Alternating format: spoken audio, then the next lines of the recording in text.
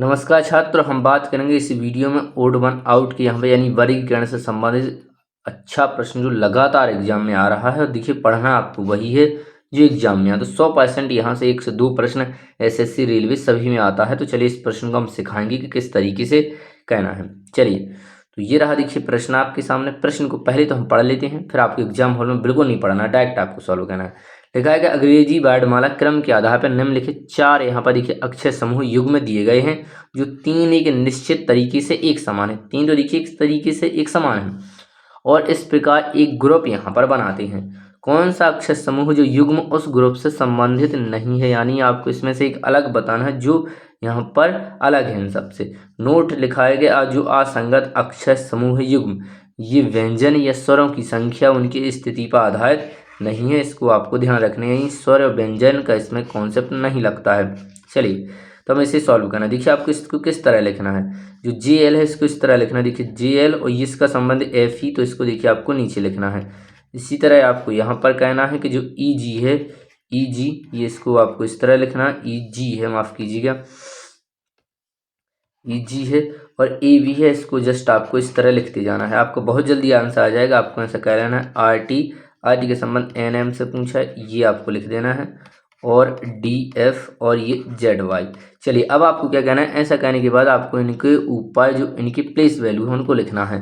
तो जी आता है देखिए 10 नंबर पर, एल आता है 12 नंबर पर, एफ आता है 6 नंबर पर, ई आता है 5 नंबर पर, ई आता है 5 पर, 7 पर आता है जी। आपको ये जल्दी से लिख देना है, जितने जल्दी आप लिख पाएँ, लेकिन आपको सही सही लिखना है। एन आता है 14 नंबर पर, 13 पर आता है एम, डी आता है 4 पर, 6 पर आता है एफ, 26 पर आता है जेड और ये आता है 25। अब आपको देखना, देखिए इसमें यहाँ पर -4 की कमी हो रही है, इसमें भी -4 की कमी हो रही है और इसमें देखें ध्यान से तो 18 से 14 यानी इसमें भी -4 की कमी।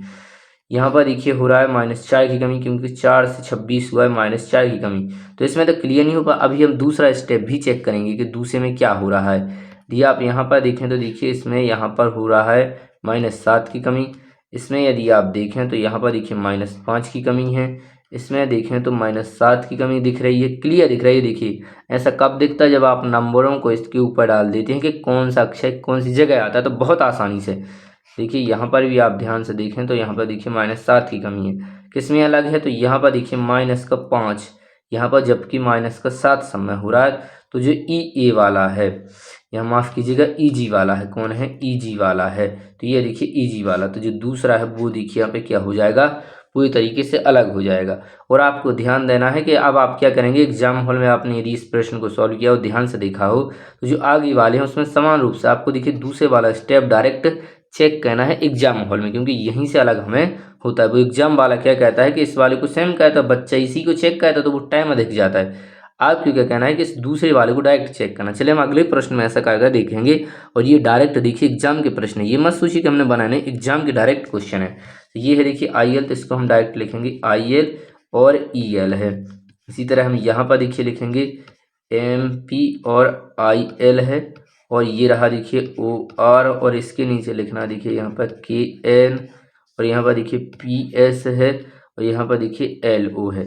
अब आपको क्या कहना है कि इसको चेक करना है। यहाँ पर देखिए 12 है, यहाँ पर 12 है, यानी यहाँ पर 0 की वृद्धि हो रही। तो देखिए 16 है, यहाँ पर देखिए 12 है, तो यहाँ पर देखिए माइनस, आप क्लियर देख सकते हैं जैसे अंक डालते हैं आप, तो क्लियर आपको पता चल जाता है कि यहाँ पर देखिए -4 की कमी है। तो यहाँ से अलग होना चालू हो रहा है। अब हम देखेंगे 0 आ चुका है तो ये अलग होगा, यदि 4 आया है तो ये अलग होगा। ये देखिए 18 से हो चुका है 14, यानी -4 की कमी। तो आपको अलग अगला चेक नहीं करना चाहे तो आप कह सकते हैं 19 ये रहा, और ये रहा देखिए 15, तो यहाँ पर भी देखिए -4 की कमी हो रही है। तो अलग कौन है, ये वाला। कितनी आसानी से आंसर आ चुका है। अब यदि आप पहले में कहते तो पहले में डालते फिर आपका आंसर आता, लेकिन एग्जाम हॉल में आपको इसी करना है। ये वाला स्टेप है जो पीछे वाला, वो आपको डायरेक्ट चेक करना है। तो जो पहला है वही क्या है, देखिए यहाँ पर अलग है। हम आपको सिखाना चाहते हैं कि एग्जाम हॉल में आपको किस तरीके से कहना है जिससे आप कम से कम समय में प्रश्नों को सॉल्व कर सकें। तो चलिए, यदि आप प्रश्न हमने आपके लिए रखा है, इस प्रश्न को आपको बताना है कि क्या आंसर आ रहा है। और वीडियो आपको पसंद है तो वीडियो को लाइक करें, चैनल को सब्सक्राइब करें, अपने दोस्तों में अवश्य शेयर करें।